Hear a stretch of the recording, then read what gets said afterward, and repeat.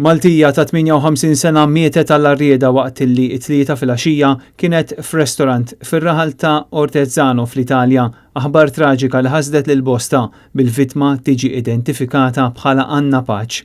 Il-mara miswieqi kienet għall-btala ma' żewġa, oħta u għatta Maltin li kienu ilhom il-5 ta' Settembru jżuru diversi irħula żgħar fir-reġjun tal-Marke. Il-medja Taljana qed tirrapporta li l-każ seħħ meta il-Maltin kienu qed jieklu jiddevertu flimkien għall-ħabta tad-9 ta' filgħaxija.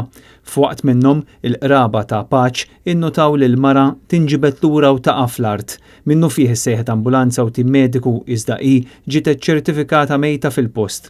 L-aħbar innifisha ġabet mewġa ta' solidarjetà minn dawk kollha li kienu jafu lil Anna Paċ. Fuq Facebook it-tifla tagħha qalet li l-ħajja tal-familja tagħha qatt mhux se tkun l-istess wara din it-traġedja. Inħobbok b'qalbi kollha, kitbet it-tifla f'messaġġ mill-aktar emozzjonanti. Ħbieb u qraba tal-vittma deskrivewha bħala mara mimlija ħajja, sabiħa kemm minn barra u iżjed minn ġewwa, xokk għal dawk kollha li kienu jafuha, illi kienet maħbuba minn kulħadd. Intant Net News huwa infurmati li l-katavru ta' Anna Paċ ittieħed fi sptar fil-belt ta' Fermo u mistennin ġib Malta fis-sigħat li ġejjin.